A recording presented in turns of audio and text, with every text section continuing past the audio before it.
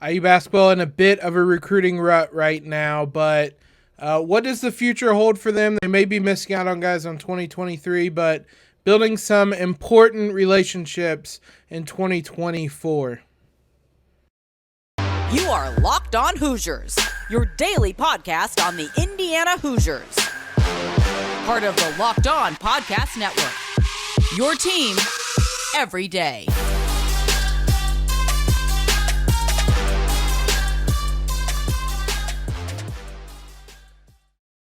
What is up, guys? It is Wednesday, August 10th. This is Locked On Hoosiers, your daily source for IU athletics. Thank you guys, as always, for making Locked On Hoosiers your first listen every single day. I'm your host, as always, Jacob Rude.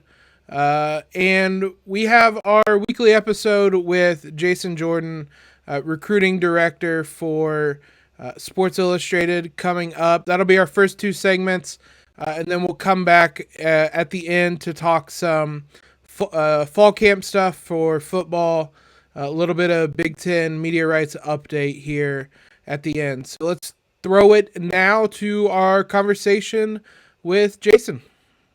And we are now joined by Jason Jordan, Director of Basketball Recruiting over at Sports Illustrated. Before we dive into all this, I'd like to thank LinkedIn Jobs for being the official college basketball recruiting sponsor across the Locked On College Network. LinkedIn Jobs helps you find the candidates you want to talk to faster. Post your job at linkedin.com/lockedoncollege. Terms and conditions apply. Last week when we spoke, there was still a little bit of optimism, but IU basketball's in a bit of a rut when it comes to recruiting right now, missing out on a number of guys. We'll start off with the most recent, though maybe not the most likely for Indiana to land. TJ Power announced his top 5 on Monday. Did not include the Hoosiers. Was there really or any surprise, I guess, with who the 5 teams that he did have in there was? No big surprise there. I mean, TJ had an amazing summer, but he really had an amazing end of the summer. And so he literally had Duke, UCLA, Carolina, and I think it was Kansas over a 5-day period, right after Kansas City, I think, the fourth and final stop at the EYBL. So just one of those things, man, where you blow up and, you're kind of standing 8 count from the blow up. And it's kind of like, well, I know I want to make my decision in a certain time. And, I got to, these are the schools that I'm liking right now. So it's just one of those things. It seems like with Power, it was someone who really kind of, as you said, blew up during the spring and summer and kind of flew up prospect boards, because I remember early on it sounded like IU had some inroads in with them, but the longer it went, the more the Duke, the UNCs, the schools like that seemed to enter the process. Was that kind of how his summer went? Yeah, and that's why coaches like to get stuff done, Yeah. because, you could go and be TJ Power and be like the most talked about guy in Kansas City, and then one of the most talked about guys at Peach Jam. And when you're one of the most talked about guys at Peach Jam, please believe the recruitment is going to be a lot tougher for everybody. So, And then the other one that IU misses out on Sunday, Jamie Kaiser commits to Maryland. I believe it was Maryland, IU, and Virginia maybe is his final 3. This one didn't seem as much of a surprise either, because it really seemed like he wanted to stay close to home in the program he rooted for. Was that the sense you got as well? Yeah, for sure. Like local kid, went to games when he was in first grade, that kind of stuff. It's one of them things where, they knew it was an uphill battle, and both schools did know it was an uphill battle, but you got to do your due diligence, and I think that's what you guys did there. How much in recruiting, kind of looking a little big picture, I mean, is momentum a thing, you think, in recruiting? Because it seems like there were times when it felt like Mike Woodson couldn't miss last year, and they're nailing all these recruits, and now seems to be on the other side with even going back to Xavier Booker and then these two over the last couple of days. Is momentum a thing, you think, in recruiting? Meaning like the domino momentum? Yeah. Yeah. Nah, sometimes, not to the point that I would say for sure, like across the board. It can be, but at the end of the day, people are gonna, by and large, and not like hugely by and large, gonna do what's right for them, and they're not gonna, like, they're gonna go to the fit, Mm-hmm. and the system and the opportunity. So, I wouldn't say that it happens a lot, but yeah, I mean, sometimes the domino can fall in your favor, if especially if the kids are connected. You Yeah. know, yeah, And yeah, so it just seems like one of those moments where things aren't really going IU's way right now. There is still one guy left that they are recruiting, or that they've really heavily recruited, I should say, in this 2023 class, Arrinten Page. I mean, I guess where do you sense that IU kind of stands with him as kind of the last guy that they're really going to be going after in this class? yeah. I think they're formidable there for sure. Uh, you know, I don't think that's one that's going to be over like soon, but Mm-hmm. I definitely think you guys are in a good position. Visits change. It's so weird, man. Like recruiting, I think we talked about this last week. It changes even hour to hour. I mean, week to Yep. week for sure. Yeah. But visits can change. I've seen phone calls, FaceTimes change the course of you know a kid's path. So the more you draw it out, to your earlier point, the more things can change. Yeah, and it's one of those things where right after a visit, everyone's super optimistic that they're coming to their school and Yeah. whatnot, and kind of as you said, as you draw it out, there's always room for change. But it seems like he's the one left in this 2023 class before kind of go into the spring and see if there's anything that comes up there. Looking much further forward, there's a couple names I wanted to talk about in today's episode. One of them an IU guy, one of them an Indiana guy, Freudian slip maybe. One of them an Indiana guy, one of them a top prospect, both in the 2024 class. Before we jump into that, betonline.net is the fastest and easiest way to check in on all your betting needs. Find your favorite sports and events at the number one online source for odds, lines, and games. Find reviews and news of every league, including MLB, NFL, NBA, NHL, combat sports, esports, even golf. BetOnline continues to be the top online resource for all your sporting wagering information. From live in-game betting, scores, and podcasts, they have you covered. Head to BetOnline today or use your mobile device to learn more about the action happening today. BetOnline, where the game starts. Let's start off with the Indiana product, whose name I believe is Flory Bidunga. Definitely have the Flory part right. Um, I always laugh looking at the YouTube highlights and how crazy and kind of sensationalized they are, because when you look up highlights about him, my favorite one that caught my eye is best big man in Indiana since Greg Oden and Josh McRoberts. Which you're leaving off a lot of pretty big names. Right. Cody Zeller, obviously, but I mean, how realistic is that? How good is Flory so far? And I know it's a couple years out, but how good does he look to Yeah. be? Yeah, definitely promising. I don't know if I'm co-signing that either, but definitely promising. 6'10", super active. That's the biggest thing. The best thing about him is he's 6'10", can't coach that, but you also can't coach a kid to have a motor that he has, and so on both ends of the floor, he's super active. Never turns the motor off. He really had a really good showing at the NBA Top 100 camp in June, and that was the best of the best players there, and he was definitely a productive big there. So he's definitely a great finisher, an amazing rim protector, and he has really great hands from what I've seen. And so he's a guy that point guards would love.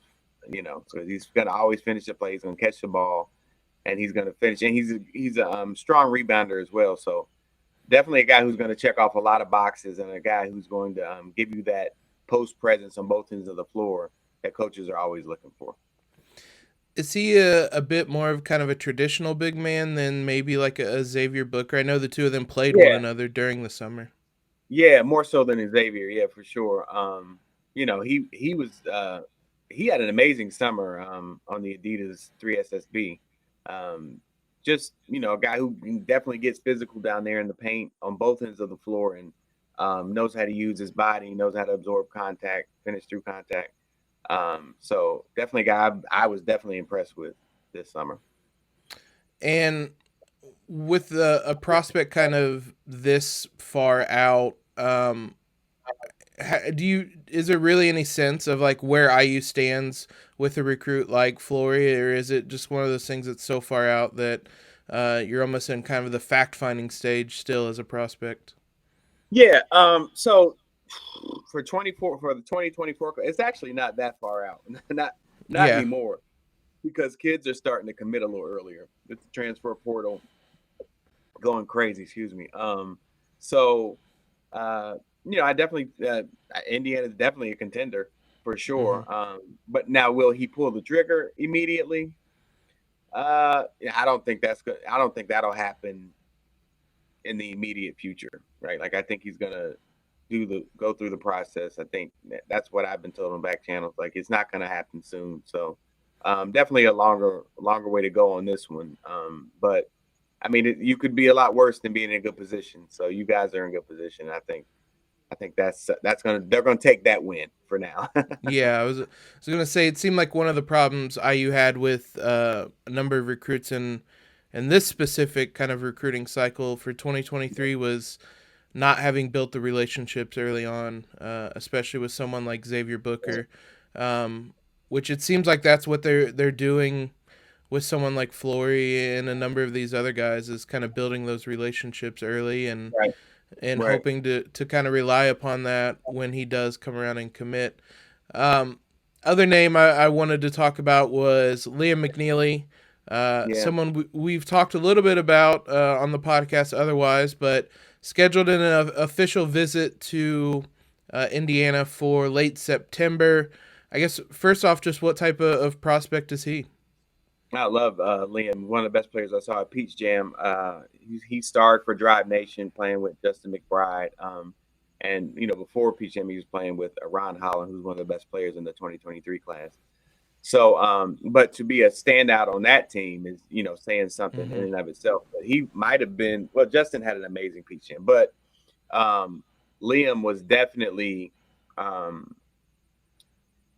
do-it-all guy. 6'7", and literally does it all. He can run like a point forward role, and he's scoring on all three levels. But he's at his best when he's aggressive on the offensive end, whether that's playmaking or creating shots for himself or his teammates. But he's in constant attack mode, and because of his size and length and his versatility, he is a headache of a matchup for a defender. So. A guy who, y'all should roll out 2 red carpets for. Liam is a bad man. Liam is a bad man. Yeah. I'm sure they absolutely will. And the interesting thing is he's at Montverde. IU's landed a couple of guys, Jalen Hood-Schifino, Malik Renault from Montverde. Do those types of pipelines exist? IU fans have kind of joked about it, but I mean, is there an importance there to having kind of built that relationship with the program? Not at Montverde because Montverde, I mean that's fair. So you're always going to have 6 high major players at Montverde, and so they would probably do themselves a disservice creating a specific pipeline. I know they have great relationships with Ray Miller and Kevin Boyle, but to be very fair. So do a lot of high profile programs because they better.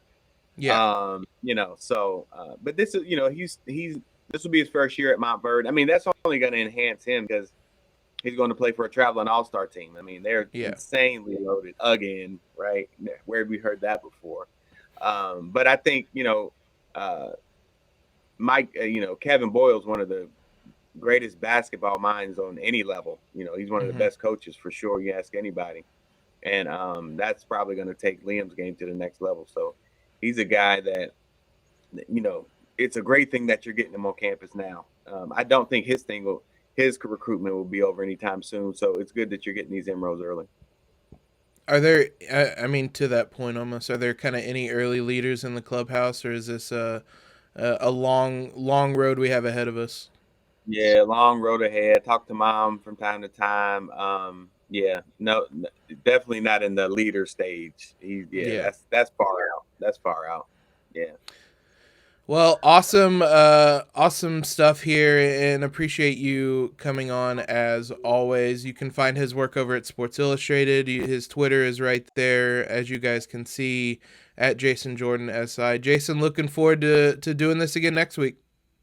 Yes, sir. Look forward to it. Talk to you soon, man. Again, big shout out to Jason for coming on and always bringing the insight. We'll have plenty of stuff to discuss kind of moving forward with him. Wanted to dive in on some stuff for football with Tom Allen to wrap things up here, because he spoke on Tuesday and provided the most insight yet, kind of, when it comes to the quarterback battle. For one, the first scrimmage of fall camp is going to be on Friday, and Tom Allen spoke about that being telling for just this quarterback battle, because you can only learn so much through practice, through reps, through game situations. Putting guys out there in an unscripted format is the best way, obviously, to learn about who has the upper hand right now. What did stick out, interestingly, he spoke about each quarterback, spoke about Jack Tuttle's kind of leadership, his willingness and eagerness to learn, the experience he has. When he talked about Connor Bazelak, he talked about his ability to throw, quote, catchable balls sticking out to him. That feels notable because if you're talking about all of the intangibles that Jack Tuttle brings, and you're talking about a very tangible, desired quality that Connor Bazelak brings, could be reading too much into it, but my ears kind of perked up when I read that, because that seems like a difference, especially after he talked about Tuttle first and clearly thinks very highly of him. Jack Tuttle is one of the leaders of this team, and then went to Bazelak and immediately started talking about quick release, catchable balls, like actual on-field skills that stuck out to him. It feels notable. Could be reading too much into it. We'll see. I guess we won't technically see. They're not going to announce anybody until probably moments before the game, if we're being honest. So we won't really know, but we'll try to get as much information as we can leading up to this one. There was some talk about Jalen Lucas, who true freshman coming in, and Tom Allen said this is not going to be a developmental year for him. We talked about the running back position and how he could be a second string guy. It's either him or Josh Henderson right now vying for that second string spot. Wild thing, kind of looking up about Jalen Lucas, reading some pieces on him. He is only 17 years old. And for effectively the first month of the season, late September is his birthday, he's going to be 17 years old. So I use backup running back, could be a true freshman 17-year-old for the first part of the season, which absolutely wild to think about. But Jalen Lucas, it seems like, has really adapted well. Great athlete. He came in as an athlete. The coaching staff put him at running back. And clearly, based on him being in contention for second string, position that he very comfortable with. So I think regardless if he's second string or third string, we're going to see him on the field, maybe in little spurts to begin with, and see what he's able to do. But the fact that IU is going to get multiple guys, we talked about that when looking at the depth chart between Jalen Lucas and Deshaun McCollum. They're going to have multiple guys in this kind of historic recruiting class contributing right away is obviously rare for college football, and it is big and shows how important this recruiting class was for Tom Allen. A little bit of an update on the Big Ten media deal.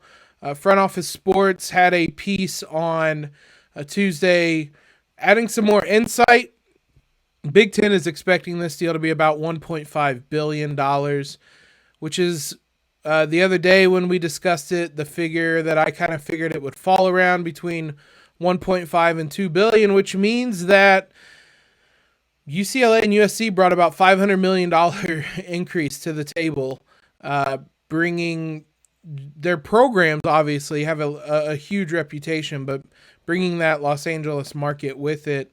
It was going to be around a $1 billion deal. Sounds like now it's going to be around a $1.5 billion deal. So if you want to know why the Big Ten added UCLA and USC, there's about 500 million reasons, it looks like, just on the media rights alone, why they added those two schools. If the conference pulls this off, it's going to be the richest deal in all of college sports, one that dwarfs the SEC. Now, the SEC is going to be able to negotiate, I believe, next year. Their deal is coming, and they're going to use this as a benchmark. It's going to be interesting to see how they stack up to the Big Ten, because while they have probably more diehard fans, there aren't a lot of big media markets, or as many as the Big Ten has in their kind of region. You got Atlanta, maybe some places in North Carolina, New Orleans. There's some, but they're not as big as New York, Chicago, LA. So it'll be interesting to see how that matches up. Also, a little note: NBC obviously is in this. I don't remember if I mentioned yesterday. Obviously, Notre Dame has an NBC deal, which adds a level of intrigue to all of this, because it feels like Notre Dame is just kind of perched out there, seeing how everything's going, and this seems like the closest they may ever be to joining the Big Ten.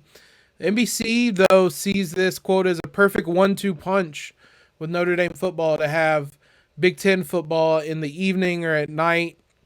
Apparently, the NBC is going to put something together akin to Sunday Night Football for the NFL, for the Big Ten, for these primetime games. So that'll be fun to watch. I don't know how often IU will be in them, though last season we saw they were in them a fair amount. I think 2 or 3 times they were on ABC primetime games. I would assume it's going to be the equivalent this year, but we'll see how often they're on those games. But it should be fun to watch those regardless. So thanks again, guys, for making Locked On Hoosiers your first listen every day. We'll be back with you tomorrow. I think we're finally going to break down that schedule. I think I promised it earlier in the week, and we keep having recruiting news. Arrinten Page could commit. I don't think he will, as we talked about with Jason. So I think we'll finally be able to look at this football schedule. Know what your team is up against across the Big Ten with Locked On Big Ten.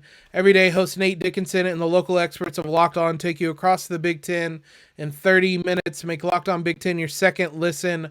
Locked On Big Ten. I'll be on tomorrow's episode. We're going to preview IU football, talk about that Pro Football Focus preseason All Big Ten team that we talked about on yesterday's episode. Tywan Mullen is on that first team.